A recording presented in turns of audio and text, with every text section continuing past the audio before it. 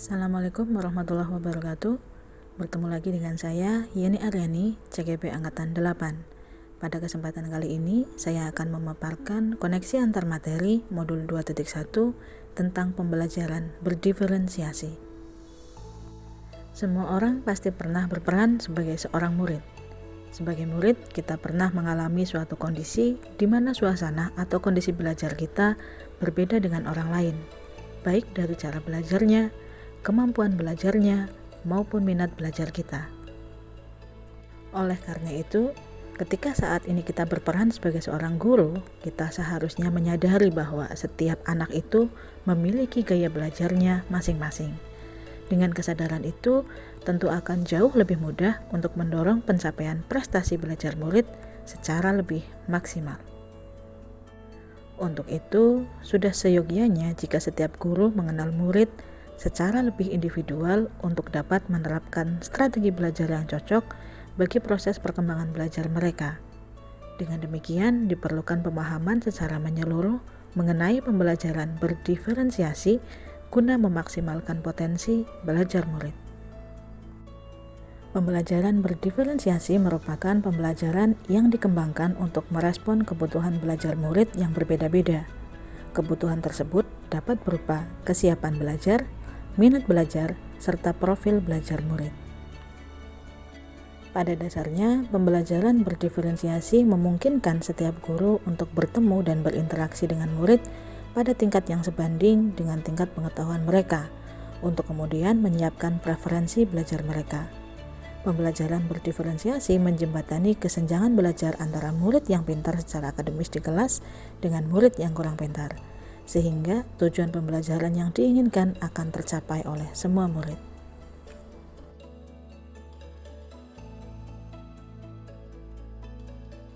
Lantas, bagaimanakah seharusnya pembelajaran berdiferensiasi dilakukan di kelas? Bagaimana langkah-langkahnya? Sebelum kita membahas bagaimana langkah yang akan ditempuh untuk melakukan pembelajaran berdiferensiasi, mari kita tengok sejenak sebuah pemikiran dari Ki Hajar Dewantara ini. Serupa seperti para pengukir yang memiliki pengetahuan mendalam tentang keadaan kayu, jenis-jenisnya, keindahan ukiran, dan cara-cara mengukirnya. Seperti itulah seorang guru seharusnya memiliki pengetahuan mendalam tentang seni mendidik. Bedanya, guru mengukir manusia yang memiliki hidup, lahir, dan batin. Di sini Ki Hajar Dewantara menyampaikan tentang keberagaman murid yang ditemui guru. Murid tentunya mempunyai perbedaan minat, bakat, potensi, bahkan perbedaan kebiasaan dalam keluarga dan lingkungannya. Selain itu, seorang guru seharusnya mengetahui bahwa murid di kelasnya sangat beragam, terutama di kebutuhan belajarnya.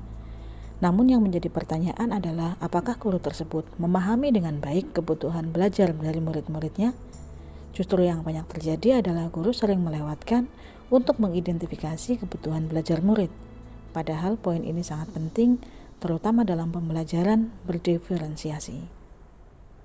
Jadi, langkah awal untuk memulai pembelajaran berdiferensiasi adalah menentukan tujuan pembelajaran terlebih dahulu. Apa yang ingin dicapai dalam pembelajaran ini harus dapat terukur dengan baik. Langkah selanjutnya adalah mengidentifikasi kebutuhan belajar murid. Ada 3 hal yang termasuk dalam kebutuhan belajar murid, yaitu kesiapan belajar, minat belajar, dan profil belajar.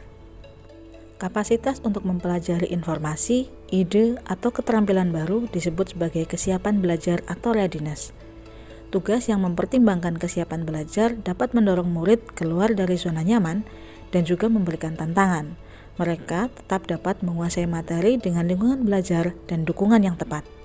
Kesiapan belajar tidak hanya berdasarkan tingkat intelektualitas atau IQ, namun lebih pada informasi awal yang sudah dimiliki murid tentang pengetahuan baru yang akan dipelajari.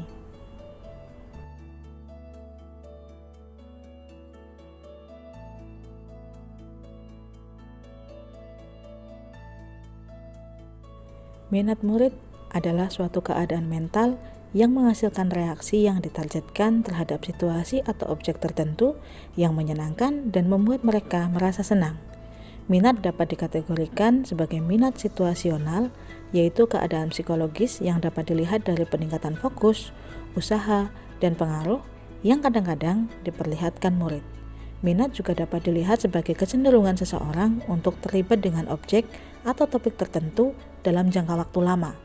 Murid yang mempunyai kesenangan terhadap tanaman, pasti ia akan senang untuk mendengarkan penjelasan dari gurunya meskipun guru tersebut tidak membawa tanaman asli ke dalam kelas. Profil belajar murid merupakan cara-cara bagaimana seorang individu dapat belajar dengan baik. Profil belajar murid terkait dengan beberapa hal diantaranya 1. Preferensi terhadap lingkungan belajar, misalnya tingkat kebisingan, pencahayaan, dan lain-lain. 2. Preferensi gaya belajar meliputi gaya belajar visual, auditori, dan kinestetik. Serta yang ketiga adalah preferensi berdasarkan kecerdasan majemuk, meliputi kecerdasan musikal, kinestetik tubuh, verbal linguistik, dan lain-lain.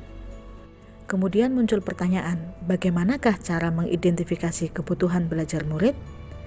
Beberapa hal yang bisa dilakukan diantaranya, mengamati perilaku murid, mengidentifikasi pengetahuan awal murid, mereview dan refleksi setelah pembelajaran, berkomunikasi dengan guru mata pelajaran lain, membaca rapot murid sebelumnya, serta melakukan asesmen diagnostik kognitif maupun non-kognitif.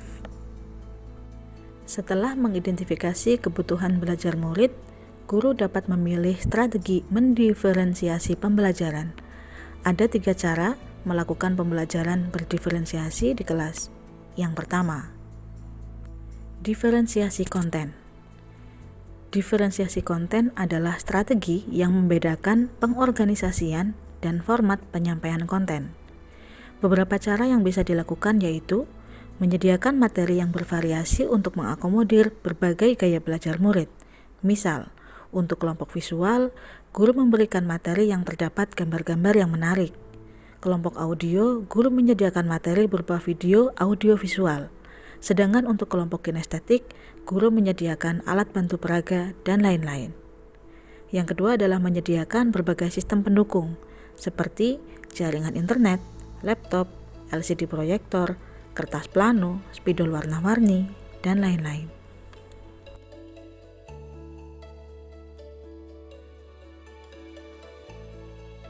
Yang kedua adalah diferensiasi proses.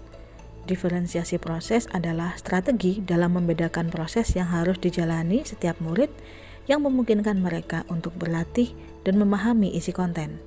Beberapa cara yang bisa dilakukan yaitu dengan melakukan kegiatan berjenjang, menyediakan pertanyaan pemandu yang disesuaikan dengan kemampuan murid, memvariasikan lama waktu untuk menyelesaikan tugas, mengembangkan kegiatan bervariasi, serta menggunakan pengelompokan yang fleksibel. Yang ketiga adalah diferensiasi produk. Produk adalah hasil pekerjaan atau unjuk kerja yang harus ditunjukkan oleh murid kepada guru. Produk adalah sesuatu yang memiliki wujud, bisa berbentuk karangan, video, presentasi, audio, tulisan, hasil tes, pertunjukan, pidato, rekaman, ataupun diagram. Yang paling penting, produk ini harus mencerminkan pemahaman siswa dan sesuai dengan tujuan pembelajaran yang diharapkan. Dalam praktik pembelajaran berdiferensiasi, proses penilaian atau asesmen memegang peranan yang sangat penting. Guru diharapkan memiliki pemahaman yang terus berkembang secara terus-menerus tentang kemajuan akademik murid-muridnya agar ia bisa merencanakan pembelajaran yang sesuai dengan kemajuan tersebut. Guru diharapkan dapat mengetahui di mana posisi murid-muridnya saat mereka akan belajar dan mengaitkannya dengan tujuan pembelajaran yang diharapkan. Ini tentunya akan berbeda-beda untuk setiap murid, untuk setiap mata pelajaran, untuk setiap materi, dan bahkan untuk setiap waktu, karena kondisi psikologis dan kemampuan seorang murid mungkin saja berbeda dari waktu ke waktu. Penilaian dalam hal ini akan berfungsi seperti sebuah kompas yang mengarahkan dalam praktik pembelajaran berdiferensiasi. Yang pertama adalah asesmen diagnostik. Asesmen diagnostik bertujuan untuk mendiagnosis kemampuan dasar murid dan mengetahui kondisi awal murid. Asesmen diagnostik terbagi menjadi asesmen diagnostik non-kognitif dan asesmen diagnostik kognitif. Tujuan dari masing-masing asesmen diagnostik adalah sebagai berikut.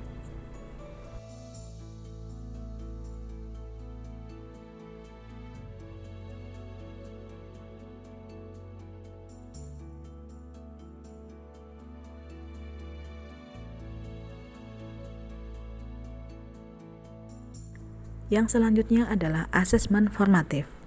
Asesmen formatif ini bersifat memonitor proses pembelajaran dan dilakukan secara berkelanjutan serta konsisten, sehingga akan membantu guru untuk memantau pengetahuan, pemahaman, dan keterampilan murid yang berkembang terkait dengan topik atau materi yang sedang dipelajari.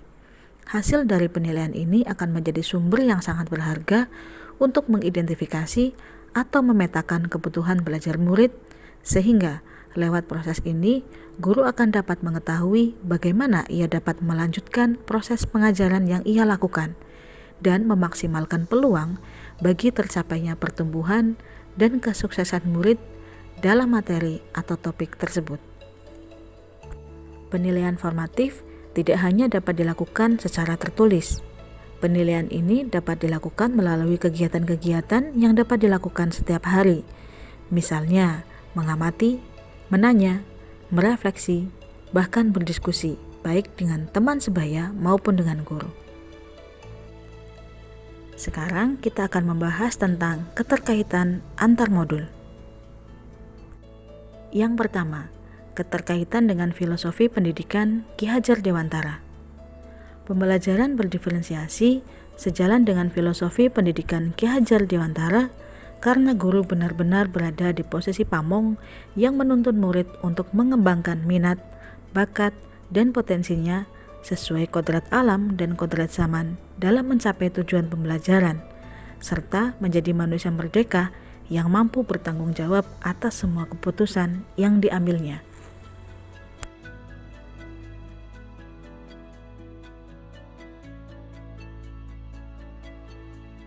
Yang kedua, keterkaitan dengan nilai dan peran guru penggerak.